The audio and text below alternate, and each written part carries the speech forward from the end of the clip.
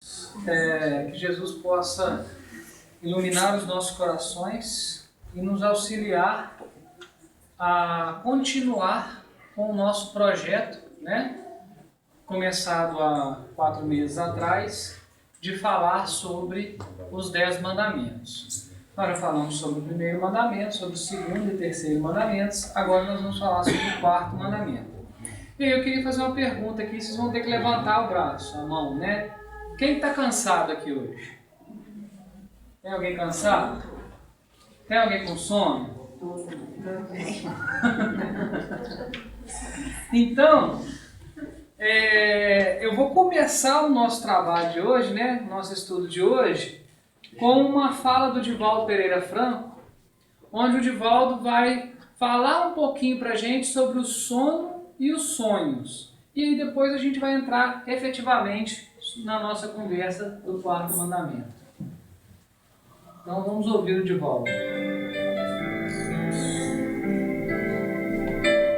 Sono e repouso. Sono é uma experiência que faz recordar a desencarnação. É uma pré-morte ou treinamento para ela, em razão do entorpecimento da consciência, da vontade, e graças à ausência de defesa a que fica exposta a criatura. No sonho, às vezes, a lucidez espiritual sintonizando com a vida exuberante, fixa impressões que se incorporam às lembranças em tons agradáveis ou afligentes, representativas dos lugares e pessoas onde e com quem se esteve.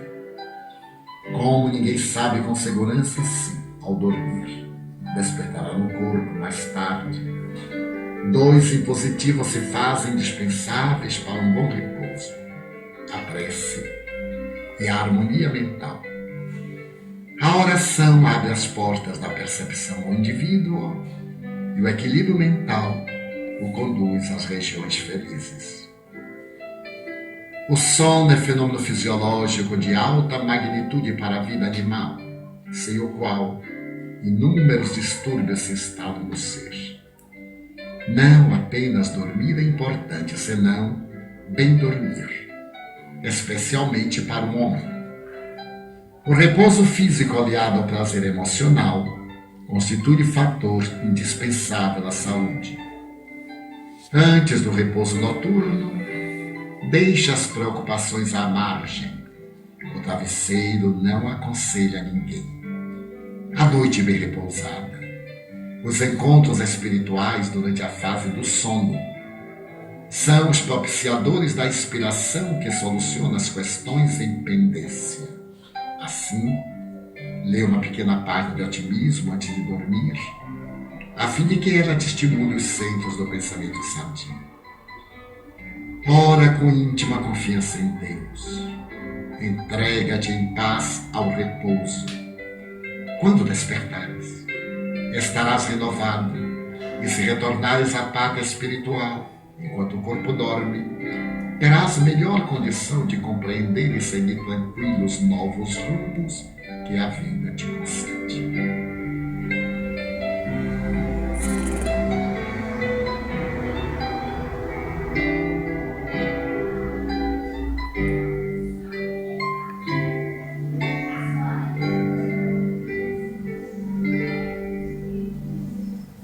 Alguém dormiu? Não. Não, né? Todo mundo conseguiu perceber onde o Divaldo está tentando levar a gente? Ou seja, o nível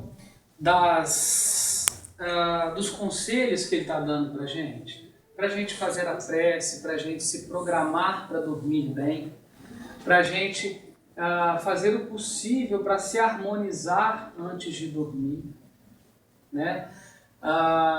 Talvez fazer ali uma boa leitura, talvez ouvir uma música, talvez a gente tentar fazer um exercício de respiração, né? Algumas famílias não precisam disso, né? Tô vendo 2. Algumas famílias não precisam disso, né? Joseliane, né? Já vem com isso no DNA, né, Josi? Que bom, né? Enfim, nós vamos falar hoje, gente, do quarto mandamento. E o quarto mandamento, se a gente for traduzir, né, literalmente, ele fala para a gente preservar o Shabat, que é o sábado, que é o dia do repouso. Mas, dessa vez, eu procurei me aprofundar um pouquinho mais em como os próprios judeus encaravam e encaram os 10 mandamentos. E eu descobri uma coisa interessante. Os judeus não encaram os 10 mandamentos como 10 mandamentos. Eles encaram os 10 mandamentos da forma como nós espíritas encaramos.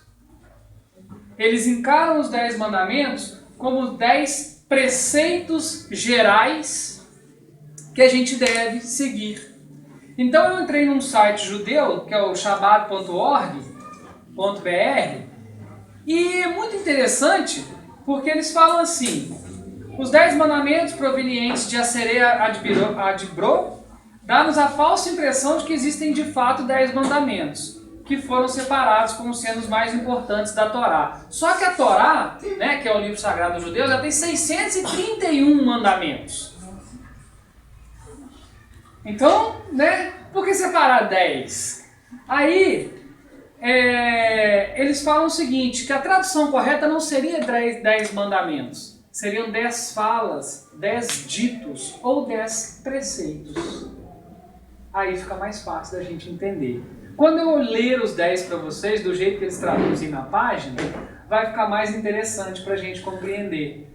Porque aí, algumas daquelas velhas, alguns daqueles velhos conceitos que nós temos em relação aos 10 mandamentos, eles ou vão cair por terra, ou eles vão se alargar. Porque aí a gente vai entender melhor. Então eles falam assim, que há uma divisão dentro dos 10 mandamentos. 4 preceitos são preceitos do homem para com Deus. Então nós já falamos do primeiro, que é amar a Deus sobre todas as coisas, né? Foi o nosso primeiro estudo sobre esse tópico. O segundo é não fazer nem adorar ídolos. Nós passamos aqui uns 5 minutos falando sobre isso, né? No dia que a gente abordou esse tema, porque nós espíritas sabemos que fazer e adorar ídolos não faz o menor sentido, né? Há pouco tempo a gente até estava conversando sobre a possibilidade que está sendo criada lá em Uberaba de se criar uma grande casa dedicada ao Chico Xavier, com as coisas do Chico Xavier, o museu do Chico Xavier. O Chico Xavier viveu e morreu na pobreza. Não há que se falar, pelo menos na nossa modesta opinião, em se criar um centro de romaria para o Chico Xavier em Uberaba. Como não há que se falar em criar um centro de romaria para a Irmã Dulce. A Irmã Dulce é até um caso especial e interessante, porque ela trabalhou na Índia, mas ela era romena. Aí há pouco tempo atrás, não lembro nem onde que enterraram ela, eu lembro que há pouco tempo atrás o governo da Romênia conseguiu lá um ajeitamento para levar os ossos, os restos mortais da Irmã Dulce para a Romênia. Só que a Romênia, enquanto a Irmã Dulce viveu, a Romênia era comunista. Eu quero fazer uma pergunta. Quem está querendo criar isso aí são os espíritas de Uberaba ou são as autoridades? Boa pergunta, Paulo, porque tem dos dois lados, tem espírita e tem autoridade. Tem interesse político, tem tudo. Tem o filho dele também, que agora está querendo fazer um túmulo com um vidro blindado. Pois exatamente, ainda tem essa. Quer dizer, totalmente em desacordo com a vida do Chico Xavier. Exatamente, ontem a gente estava conversando isso numa casa espírita e foi falando isso, que é um absurdo da Santa Deus, que Chico Xavier, se ele ainda está no túmulo, os ossos estão revirando. Não, se o espírito dele tivesse atrelado ao túmulo, a gente sabe que não está, né? Realmente estaria revirando lá, né? Porque, gente, a vida do homem foi pureza, simplicidade e humildade. Você vai fazer um templo, não é minimamente doutrinário, não é espírita isso. Não é um comportamento espírita. É o bezerro de ouro. É o bezerro de Não ouro. prega isso, né? Não prega essa coisa material de ter templos maravilhosos. Não tem nada a ver com a gente. Não, e não é a proposta mesmo da doutrina espírita. Porque qual é o templo que nós devemos reformar? É o nosso íntimo. É o nosso. É esse que Deus nos deu aqui agora que a gente está usando. Então, se a gente não se reformar, não adianta nada a gente fazer um lindo museu, uma linda casa. Não vai fazer diferença nenhuma. Mas os templos de ouro, eles foram edificados porque um cometiam um erro. Qual é o nome da senhora? Geraldo Davis. Dona Geraldo, eu fui em Fátima, lá em Portugal. A senhora sabe que o tempo todo que eu estive na cidade, eu me senti bem. Quando eu entrei na igreja, eu não me senti bem. Não, eu saí da igreja porque eu não me sinto bem na igreja. Não, mas lá em Fátima, Mas lá em especificamente... Fátima, todo mundo que vai lá fala isso. Por quê? Porque tem um... Porque a aura do lugar é boa, mas a igreja não tem uma aura boa. Infelizmente.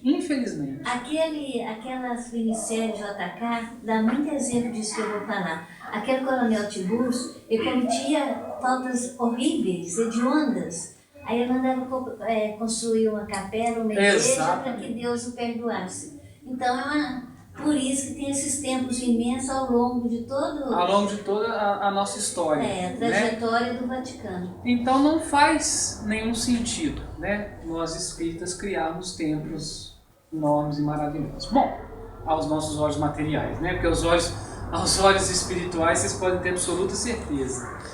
A Casa Espírita André é Nosso Lar, né? Da Florips, né? Casa Espírita Nosso Lar, lá na zona rural de Piraúba, tem muito mais luz do que muitos templos enormes que aos nossos olhos são iluminados aqui no plano material. Mas simples lá, né? Muito simples. O grande problema é a mídia também. A mídia com a depredação do túmulo do Chico está se transformando em uma coisa grandiosa também. Agora com o assassinato, né, do médium, esqueci o nome agora, da casa Frei Luiz, né, do Rio de Janeiro. Eu não vi o nome dele. Não sei se é Gilberto. Geraldo? Que aí vai tomando outras proporções, né? Outros lados. Esse tipo de coisa vai acontecer. Vai acontecer porque nós estamos num momento de transição, né? A gente já falou da transição planetária aqui, que ainda não é bem o nosso tema hoje, nós vamos voltar para o tema daqui a pouco, mas só para dar essa explicação, Léo, é um momento de transição. E neste momento de transição, essas questões materiais ainda vão saltar muito aos nossos olhos. Né? As questões materiais vão saltar muito aos nossos olhos. Né? O dinheiro, o sexo, o poder, né? O entorpecimento, que é uma questão muito material nossa. Né? Então isso tudo ainda vai saltar muito aos nossos olhos. Mas nós vamos abandonar ao longo desses próximos 50 anos, com certeza. Devagarinho, mais vamos. Bom, dentro desses 4 preceitos, eu já falei, né? Então, os primeiros 4 seriam aqueles do homem para com Deus. E os outros 6 preceitos seriam aqueles do homem para com o homem. Né? Então, dentro deles, nós falamos, né? Não fazer ou adorar ídolos. Hoje até nós falamos mais dele do que no dia do estudo dele. Não levar o nome de Deus em vão, né? Não falar o nome de Deus em vão, a gente já explicou com certeza isso. E o 4º, que é o nosso objetivo de hoje, santificar o repouso.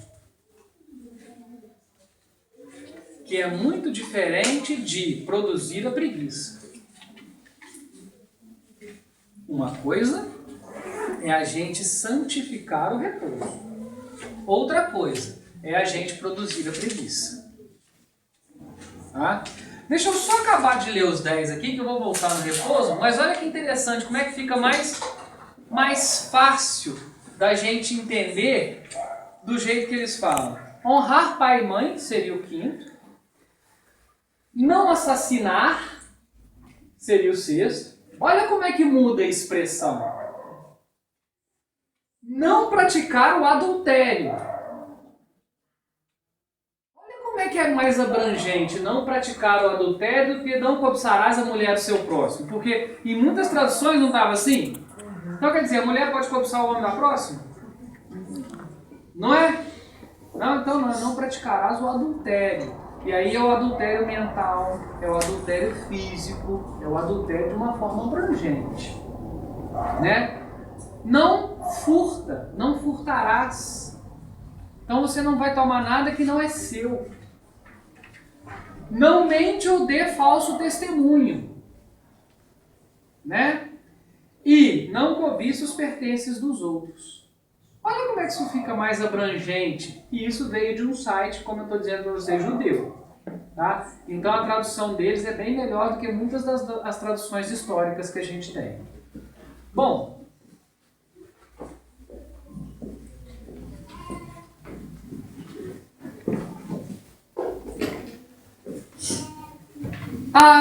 o Chico Xavier, ele recebeu muitas mensagens de uma irmã nossa que é conhecida aqui no meio espírita como Meimei. Né? Quem foi Meimei? Né? E por que desse nome? Meimei era Irmã de Castro, que era o seu nome de batismo.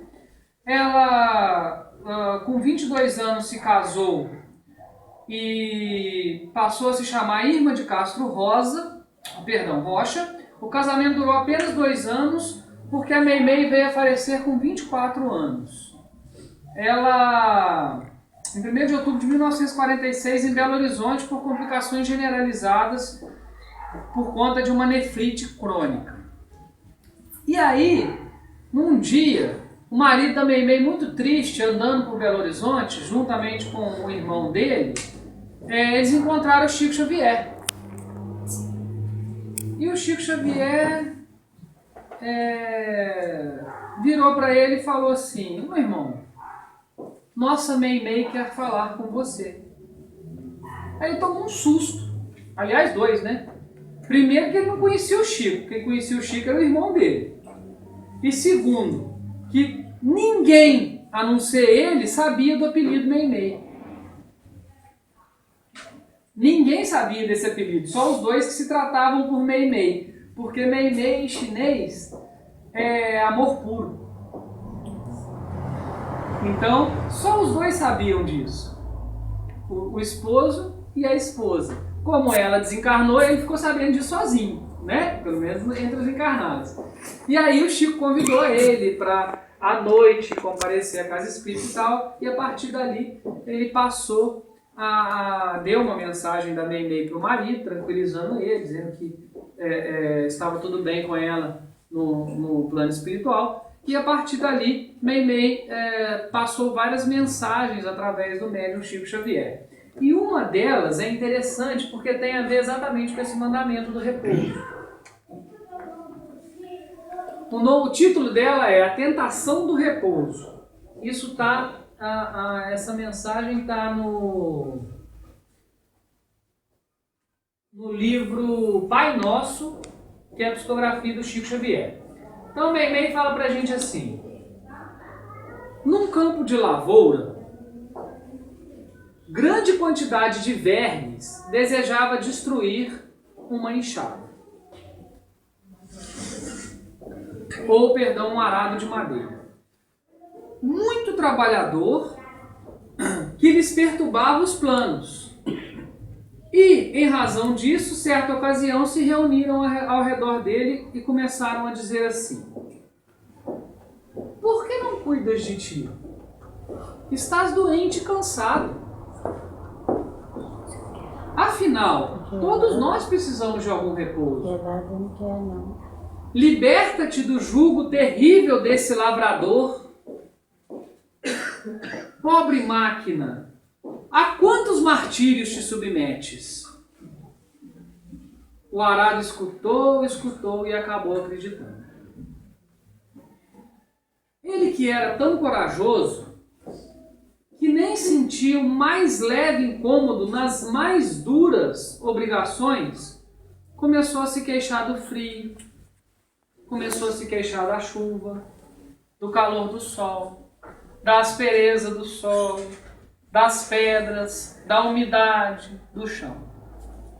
Então ele reclamava de tudo, né? Tanto clamou e chorou, implorando descanso, que o antigo companheiro, o trabalhador da roça, né? Que o antigo companheiro concedeu-lhe alguns dias de folga a um canto do milharal. Quando os vermes o viram parado, aproximaram-se em massa, atacando-o sem compaixão. Em poucos dias, os vermes o fizeram apodrecer, crivando-o de manchas, de feridas e de buracos.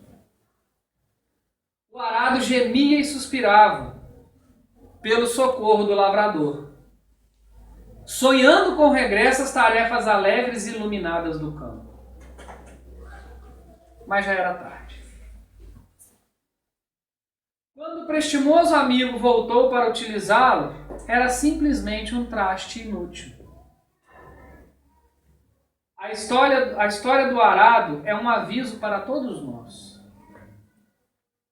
A tentação do repouso é das mais perigosas, porque depois da ignorância, a preguiça é a fonte escura de todos os males.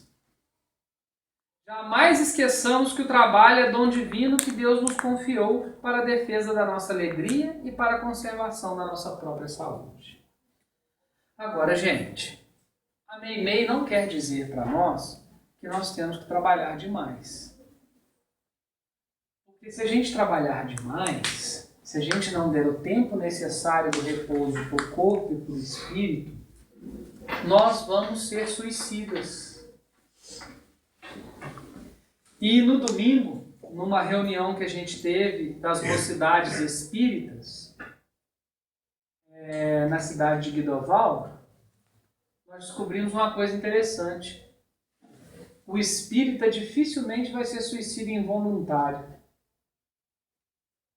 Por quê? Ele está sempre trabalhando nas tarefas da casa. Não, porque ele tem conhecimento. Ele sabe. Ele estuda bastante. Ele está ouvindo, nós estamos ouvindo aqui. Então, dificilmente nós vamos ser suicidas involuntários. Se a gente for suicida, a gente vai ser voluntário. Às vezes não sabe o suficiente, mas que ele estuda, para saber, estuda. Exatamente. Involuntário seria como? Involuntário, por exemplo, é o caso do André Luiz, né? Bebia, comia, tinha casos extraconjugais, né? E morreu por conta de uma sífilis, né? Desencarnou por conta com um aparelho gástrico totalmente deformado. Isso é um suicídio involuntário. Isso é um suicídio voluntário, porque ele não sabia. Eu considero não tinha consciente. conhecimento. Mas eu considero consciente. Não na questão de espiritualidade. Mas a pessoa detém o conhecimento, o mínimo do conhecimento, sabe aquilo que faz bem, ou ela tem um discernimento. A gente tem um instinto, às vezes, de que está errado, mas aí é muito difícil dominar também, né, Léo? Muito difícil da gente dominar. Nós temos uma série de instintos de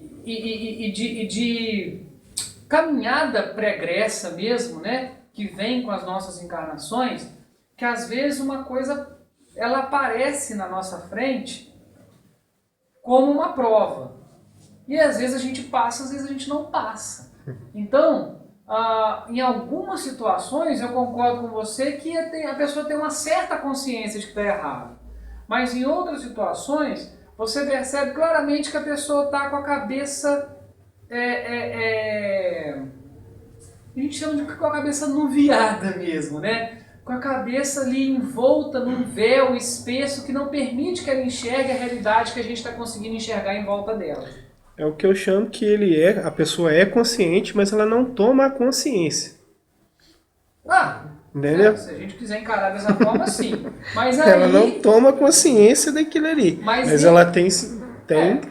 Mas na literatura espírita, esses casos são tomados como inconscientes, né? Nós espíritas já temos que entender o seguinte, nós somos, se formos suicidas, a gente já vai ter uma certa consciência. Sim. Né? Então a gente já vai ser cobrado um pouquinho mais no bom sentido. O diferencial é não ficar apegado a isso aí. Sim, Por evidentemente. Por exemplo, então, uma pessoa que não come, que para de comer, que já não consegue mesmo comer. Porque tem tem doenças assim, né? Ah, não, você está falando tudo bem. A pessoa. Né? Aí ela tem a doença e tal. Aí depois ela já não costuma comer mais, o organismo vai. Aí porque eu já vi uns casos assim, da pessoa não engordar mais, só emagrecer. Seria isso? Aí inconsciente, porque essa pessoa não tem consciência do que ela está fazendo. Tá? Mas no Agora, início se ela ela veio. tinha, por exemplo, na anorexia, porque era quando ela começava Ah, a fazer. sim, aí quando o caso. Aí depois, já que o estômago Entendi. já tinha diminuído, Aí já não é inconsciente mais, né? Aí já pula pro lado consciente, porque ela fez o que ela quis. Ela iniciou aquele processo. Ela iniciou aquele processo que ela quis. Né? Bom, aí, gente, como que a gente santifica o repouso? Alguém tem alguma ideia? Como que a gente pode santificar o nosso repouso? Eu já não prece de volta com a Maria. É um método. É um método. também depois de um dever cumprido, de um dia de trabalho, Você descansar, você poder se dar o direito de deitar no travesseiro e descansar. você aproveitar este momento de descanso, de repente para você ter um diálogo com alguém que você sabe que está precisando, né? Ou mesmo alguém que te dá prazer de conversar, né? De você emitir pensamentos positivos para pessoas que você sabe que estão precisando, ou mesmo pessoas apenas que você gosta, que são da sua família, que você ama, né? Isso é santificar o repouso. A gente acha muitas vezes que santificar o repouso é o seguinte: vou sair do trabalho e vou correr para a igreja. Vou sair do trabalho, não vou nem comer e vou para a casa espírita. Não. Não é isso. Não é essa a proposta. Não foi para isso que a gente foi criado. E não é para isso que a gente está aqui. É óbvio que, em muitas situações, é muito possível que nós consigamos fazer esse tipo de coisa porque a gente quer, porque a gente acha bom, porque nos é agradável, mas não porque é uma imposição dos espíritos, que não é. Tá? Os espíritos querem que a gente tenha tempo para cada coisa. Da mesma forma, os espíritos, quando eu falo dos espíritos superiores, né? Porque nós também temos que ter esse tempo para cada coisa, né? Então, todas as vezes que você cumpre com as suas obrigações, você está preparando. Principalmente a obrigação moral. Para A descanso, obrigação moral. merecido. Você chega, você vai deitar, deitar com Você sabe que consciência não fez mal a tranquila. ninguém, Mas fez não é um uma forma trabalho de bem santificar. feito, Você foi você útil, foi trabalhou. fiel a Deus. Vocês falaram 3 coisas importantes ao mesmo tempo. Né? Bom, vou começar com clarismar. Primeiro, o trabalho mais material. Né? Se você tem a percepção de que você cumpriu aquele trabalho de uma forma correta, você já sai com a consciência mais tranquila. Né? Moralmente, nós que trabalhamos principalmente com o público, né Dedé? A gente sabe que muitas vezes a gente precisa ter aquela tranquilidade para absorver a necessidade que a pessoa está te apresentando, que muitas vezes nem é a questão que ela coloca para você, né? Existem necessidades ocultas ali que ela já deixa transparecer. Então, quando você consegue contornar essa situação e dar boas respostas suficientes para essa pessoa, você está cumprindo também com a sua obrigação moral, então você sai mais tranquilo, né? E aí, por exemplo, ele falou da obrigação para com Deus, né? Que aí seria essa mentalização. Então, são 3 níveis de santificação do nosso repouso. Né? Após o trabalho, a gente chega e faz aquele repouso e faz aquele exame de consciência que Santo Agostinho fala. Pergunta 919, Paulo, do Livro dos Espíritos. 19 e 19b. Nossa enciclopédia está aqui. São 2 perguntas, hein? São 2 perguntas 919. Né? Que Santo Agostinho fala pra gente, né? No final do dia, faz um exame de consciência e vê se tudo que você fez foi bom. Né? Então, E ele fala isso no livro dos Espíritos, né? Então, é muito importante a gente ter essa consciência. Muito, muito importante a gente ter essa consciência. E na pergunta 682 do livro dos Espíritos, Kardec faz o seguinte questionamento aos espíritos superiores. Sendo o repouso uma necessidade após o trabalho, então o repouso é uma necessidade depois do trabalho, não antes do trabalho. Né? Sendo o repouso uma necessidade após o trabalho, ele não é uma lei da natureza? O repouso não é uma lei da natureza? Logo, se a gente for voltar lá no primeiro estudo, que foi o estudo do amar a Deus sobre todas as coisas, não é uma lei divina? Porque como que a gente ama a Deus? Como que a gente mostra que a gente ama a Deus? Não é cumprindo as suas leis? Se as leis de Deus são inderrogáveis, se as leis de Deus são eternas e imutáveis, nós amamos a Deus cumprindo a sua lei. Certo? É um raciocínio lógico? Então Kardec pergunta, dentro dessa lógica, né? Se o repouso é uma necessidade depois do trabalho, ele não é uma lei da natureza?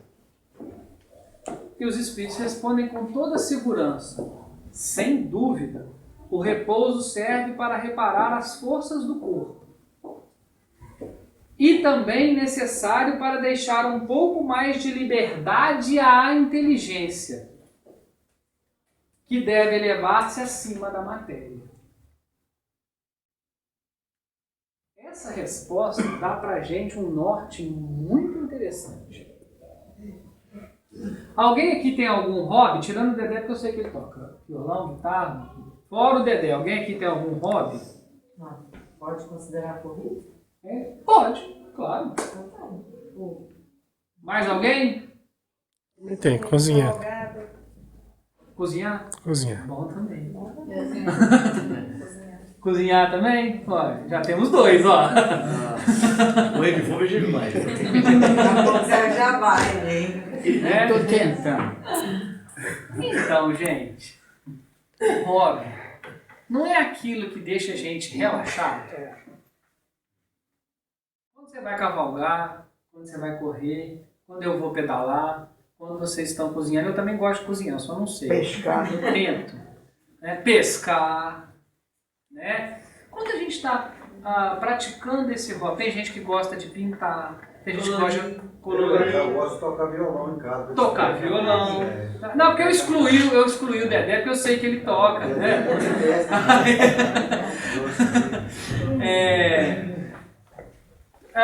Outros hobbies que a gente pode lembrar aqui, que são tantos, né? Jogar carta. Jogar carta, né? Se não for valer, né?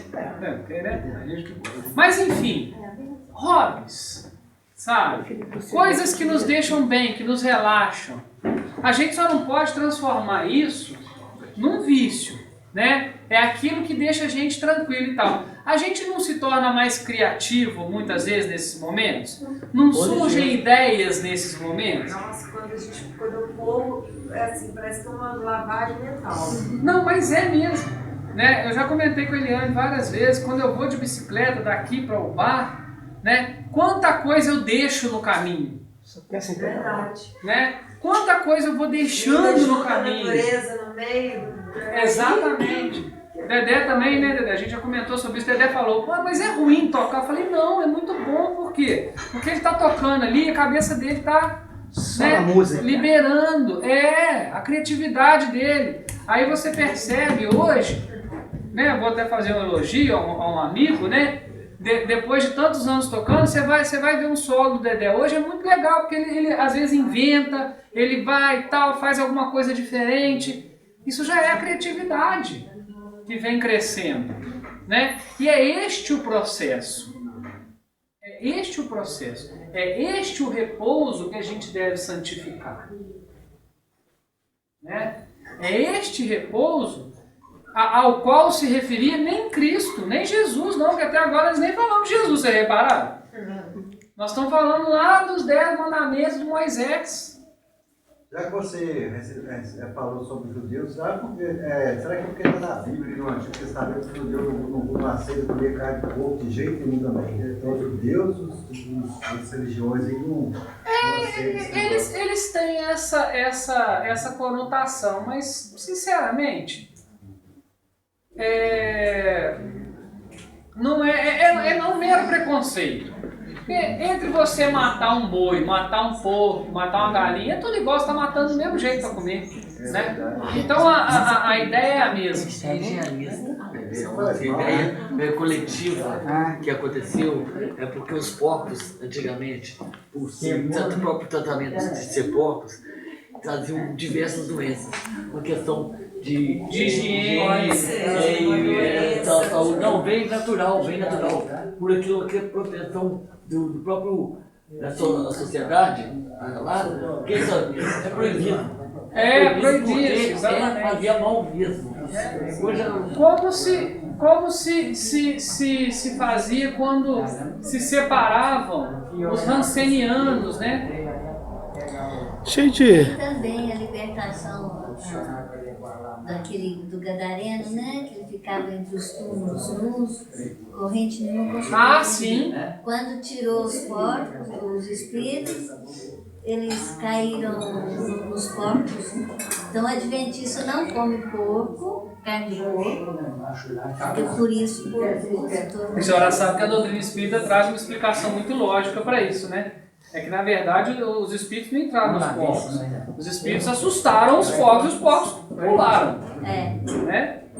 Então, os espíritos não entraram, porque, obviamente, que o espírito que habitou um corpo humano, ele não pode voltar num corpo de porco, né? Não tem como, né? Nem temporariamente. Uma região que estava com... E aí eles assustaram os bichinhos pularam, né? Então, não tem nada a ver isso. Bom, fantasia da cabeça. Aí, na pergunta 683, Kardec, tentando ser sempre muito didático conosco, ele questiona o seguinte: qual é o limite do trabalho?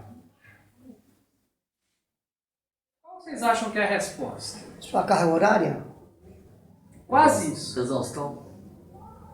O limite das forças, exatamente. É o limite das nossas forças. Então, o limite do trabalho é o limite das nossas forças. Então quer dizer que eu posso puxar uma carroça o dia inteiro lá eu estou com força, eu estou podendo. Tá, você pode até, às vezes, não estar sentindo na hora, mas aquilo pode te prejudicar mais tarde. Passar o seu limite. Né? Aquilo ultrapassa o seu limite. Então a gente precisa ter um limite diário, um limite mental também. Né? Porque ele não falou o limite das forças físicas, ele falou o limite das forças. É muito diferente e muito mais abrangente.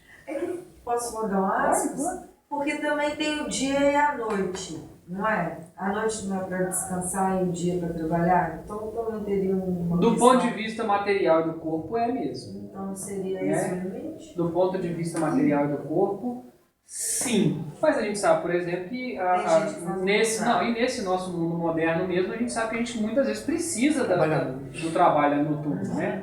Tem muita gente que trabalha de noite. Aí seria o contrário, no caso. Então tem que descansar de dia. Tem que descansar de dia. Então seria, o tempo esse o limite. Exatamente. Né? Mas a gente tem os nossos turnos de trabalho. Né? Isso aí. Então é muito importante que a gente preserve isso e que a gente conheça, nós venhamos a conhecer as nossas limitações, né? Porque é importante, por exemplo, o Marcelo está lá na pizzaria, né? Aí o Marcelo está lá na pizzaria, o forno pegando, de repente chega uma determinada temperatura que ele não aguenta mais ficar perto do forno. Então ele tem que fazer alguma coisa para baixar a temperatura daquele forno ali, para que fique habitável o lugar, né? Então, é muito importante que nós venhamos a respeitar estes limites, né? Por exemplo, nós temos uma legislação que protege, né, ou que ampara os professores em limites de aula, né? Por quê? Porque a gente sabe que fora daquele limite ali, a pessoa não aguenta, né? É mentalmente bastante complicado para ela. Às vezes até fisicamente. Agora essa já fica aí. Né? Bom,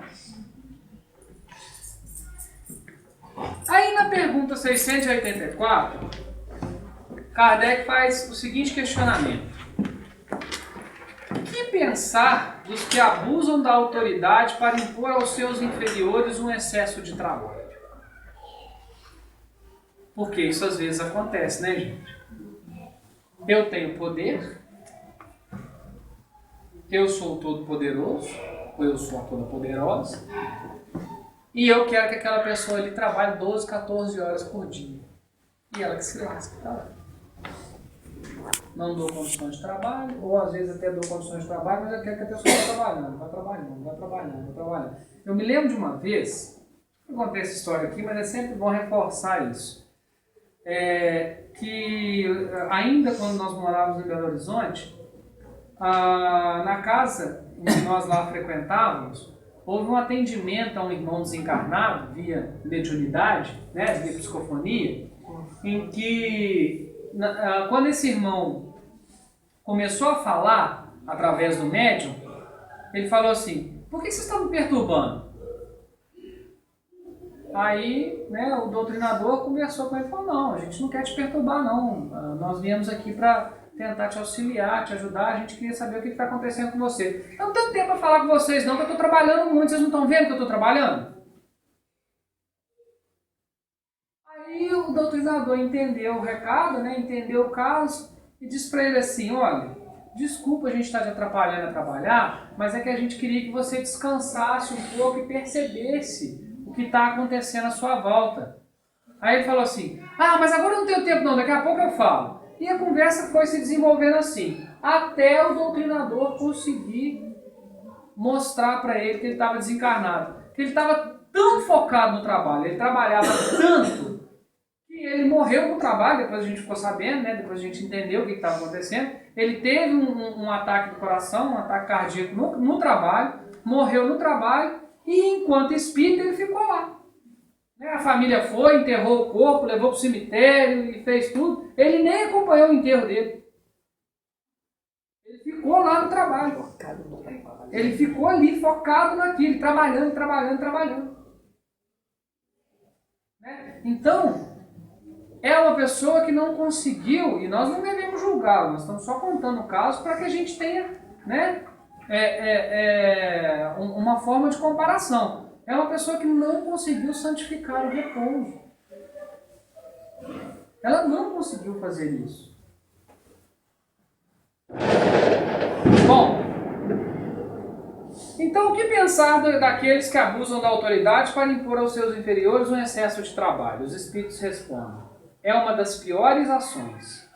Todo homem que tem o poder de dirigir é responsável pelo excesso de trabalho que impõe aos seus inferiores, porque ele transgride a lei de Deus. Lei divina, amar a Deus sobre todas as coisas, lembram daquela sequência? Lei inderrogável.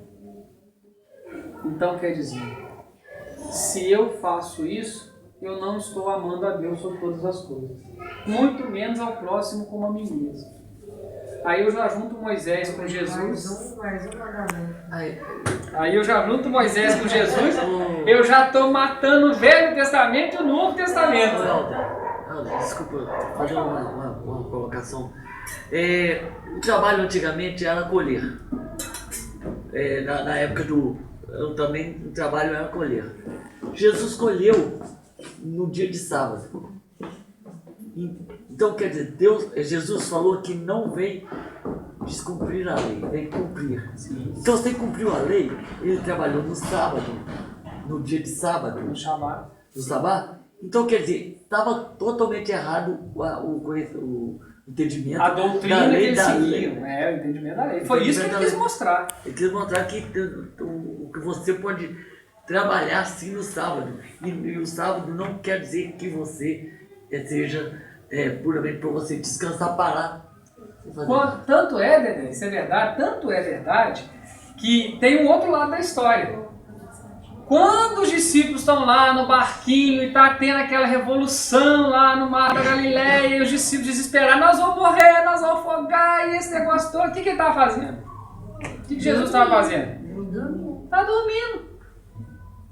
Aí eles vão lá e acordam ele. Né? Aí como o João Luiz diz, né? São os homens bully, né? Os homens de pouca fé, né? São os homens bully, são os homens de pouca fé. Né? Depois fala Mas essa é do João Luiz, eu só estou reproduzindo. Né? Quer dizer, eles não tinham a fé necessária para acreditar que o Messias estava ali do lado dele. Para acreditar que Cristo estava ali, que nada ia acontecer. Então eles vão lá desesperados e acordam Jesus. Aí Jesus vai lá, pacifica o mar, pacifica a chuva, pacifica o vento. E fala com eles, vocês podiam ter feito isso. Vocês não fizeram porque vocês não têm fé. Né? Posso dormir igual de novo? Quer dizer, tipo assim, posso voltar a dormir? Né? Então, é muito interessante como Jesus vem. E olha só, foi bom você ter lembrado isso, sabe por quê? Olha os 10 preceitos. Amar a Deus sobre todas as coisas. Jesus, por acaso, falou que isso aí era mentira? Não fazer ídolos. Jesus falou que isso era mentira? Não pronunciar indevidamente o nome de Deus. Jesus falou que isso era mentira? Santifica o repouso. Jesus falou para todo mundo ficar trabalhando e nunca repousar? Honrar o pai e a mãe. Ele honrou ou não honrou até o final? Quando no final, lá na cruz, lá no Gólgota, ele vira para Maria e fala para ela assim, mulher, eis aí teu filho. E vira para João e fala, mulher, eis aí, filho, eis aí tua mãe agora, irmão, eis aí tua mãe. Então quer dizer, até no final ele santificou a família. Né? Não assassinar. Jesus foi contra isso? Não praticar adultério. Qual que é uma das passagens mais bonitas do Evangelho? Apedrejamento. Que é do apedrejamento da adúltera. Né? Ou do não apedrejamento, na verdade, né? Porque ele não aconteceu. Né? Não furtarás. Quando que Jesus veio confirmar essa parte? Quando se questiona ele. Mas nós devemos pagar os impostos? E ele pede uma moeda. Né? Qual é a face que está cunhada nessa moeda? Então os judeus respondem, os fariseus respondem, a face que está cunhada aí é de César. Então você dá a César o que é de César e dá a Deus o que é de Deus.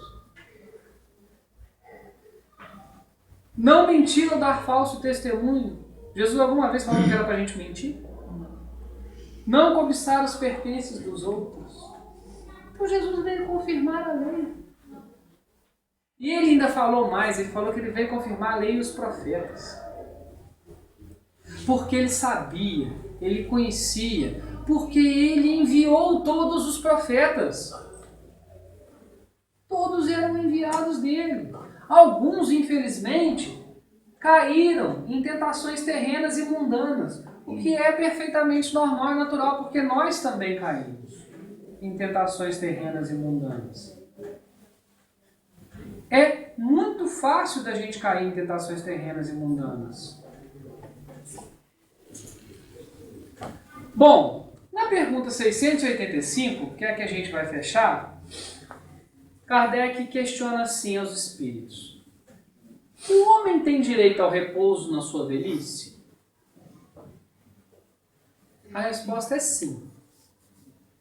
Pois não está obrigado a nada, senão na proporção de suas forças. Aí eu queria fazer um parênteses para a gente dar um exemplo prático. Paulo, tem quantos anos você é aposentado? Uns 20 por aí. Tem quantos anos que você fundou a Casa Espírita aqui em Tocantins? Foi. Allan Kardec aqui foi em 93, né? Então, quantos anos tem isso? 1993. 22. 22. Você já era aposentado? Já. Então você tem mais de 22 anos de aposentado. Quando se aposentou, você pensou assim, agora eu vou parar e vou ficar à toa? Não. Ou você foi lá e tentou fundar a Casa Espírita porque você acreditava Eu verdadeiramente aposentei porque eles me aposentaram. Eu queria continuar trabalhando. Meu avô trabalhou 46 anos, vocês tinham essa mania mesmo. Né? Vocês tinham essa mania mesmo. Meu avô trabalhou 46 anos, depois de aposentado ele não durou 4. Né? Gente, é essa santificação do repouso. O Paulo, e a gente pode falar isso com tranquilidade, ele vai falar que não é assim e tal, mas é verdade. Né? Na medida em que ele aposentou, ele veio para cá e ajudou a fundar 2 casas espíritas. Né? Ele, a Maria Antônia. Então é a santificação do repouso. É aquele padre que quando aposenta continua ajudando. Porque o padre aposenta. Né? Mas tem uns, inclusive eu tinha um que era meu vizinho lá no Jardim Glória, lá em Juiz de Fora, que eu acho que aquele homem nasceu para aquilo ali. Então, quando ele aposentou, as pessoas deixaram de ir na Igreja da Glória para ir na casa dele. De tanta envergadura moral que ele tinha. Tanta envergadura moral que ele tinha. E a Igreja da Glória, para quem conhece, sabe, lá em Juiz de Fora, a igreja bonita, né? Toda bem cuidada, aquela história toda. E o povo deixava de ir na igreja para ir na casa dele. Até algumas catequistas. Né, para se aconselhar com ele, porque ele tinha essa envergadura moral. Bom, na 685A, Kardec já faz uma pergunta mais material, mas o que fará o velho que precisa trabalhar para viver e não pode? E aí os espíritos respondem: o forte deve trabalhar para o mais fraco, na falta da família a sociedade deve ampará-lo. É a lei da caridade. Então, quando a gente está aí discutindo agora, né, aposentadoria e não sei o quê, nós temos que pensar que a sociedade tem sim obrigação moral de amparar e ajudar aqueles que já cumpriram com a sua tarefa. Ou aqueles que de alguma forma têm alguma fraqueza que não os permite trabalhar. Pelo menos trabalhar do ponto de vista material. Né? Porque trabalhar do ponto de vista espiritual, a gente já chegou à conclusão aqui algumas vezes, eu vou sempre voltar ao exemplo da Lola, lá de Rio Pomba, né? Tetraplégica, e as pessoas iam visitá-la para ela ajudá-los. Só com o olhar. A mulher era tetraplégica. Mas as pessoas tinham que ir lá. Aí depois que ela morreu, as pessoas vão no túmulo dela para ela continuar ajudando. Né? Por quê? Porque é envergadura moral que essa pessoa tem, esse espírito tem. As pessoas não iam lá por causa dela, iam lá porque sabiam que ela tinha uma aura muito maior do que aquele corpo que estava ali. Né? E aí é a mesma aura lá de Fátima. Né? Aquela aura que a gente sente quando a gente chega naquele ambiente. Né? A aura permanece lá. Para muitos é a mesma aura de Aparecida. Né? Para muitos, a mesma hora de Medjugorje, lá na Iugoslávia, enfim, na antiga Iugoslávia. Enfim, é a aura onde as pessoas se sentem bem, do lugar onde as pessoas se sentem bem. Igual a igreja do Padre Eustáquio, né? Os fiéis contornam é mesmo. do Padre Eustáquio. É verdade, né? Lá em Belo Horizonte, né? É verdade. Eu sempre passava ali. Sempre passava ali quando eu morava lá. Enfim, para resumir, é importante que a gente tenha cuidado com o nosso trabalho, é importante que a gente tenha cuidado com o nosso repouso, é importante que nós tenhamos a condição de cuidar do nosso repouso e é importante que a gente consiga alguma forma de santificar esse repouso. E o que significa santificar esse repouso? Transformar o repouso num momento do bem. Se nós estivermos afastados daquilo que é viciante ou daquilo que é vicioso, quando a gente está num momento de repouso, nós estamos também cumprindo com uma das leis de Deus. Eu só queria terminar usando o seguinte exemplo. Ou fazendo o seguinte raciocínio com todos vocês aqui. Alguém aqui consegue trabalhar com um colega de trabalho alcoólatra? Não. Nossa, é difícil. Complicado. Mas um colega de trabalho que bebe na hora do serviço. Complicado. Difícil. Complicado. Eu prefiro trabalhar sozinho. Eu trabalho. Por que a gente tem que usar os nossos momentos de repouso para usar o álcool? Ou para usar a droga? A gente não está tirando a santificação daquele momento? Positivo. Essa é uma pergunta que eu vou deixar aqui para que nós todos possamos responder, cada um ao seu modo. É muito estranho. Chega sexta-feira, começa o repouso. Já vai pros barzinhos, só sai de madrugada. Né? Deixa eu contar para Você vocês. suicídio a prestação, né? Chama, né? Exatamente. Pois é. Deixa eu contar para vocês uma história aqui rapidamente. Ontem, infelizmente, eu fui chamado pela polícia para ser testemunha numa situação que ocorreu perto da minha casa. E aí, lá na delegacia, eu e mais um vizinho, que também era testemunha, eu achei engraçada a percepção que ele teve, que ele é até um rapaz mais novo. Ele virou para mim e falou assim, a gente estava lá, já era umas 11h30, estava tudo calmo, né, tudo vazio. Aí ele virou para mim e falou assim, você vai ver, depois da meia-noite o negócio começa aqui. E realmente, deu meia-noite, 10, começou um monte de viatura chegando, com um monte de coisa, com um monte de preso, e aquele negócio, aquela confusão. E eu virei para ele e falei, como é que você sabe?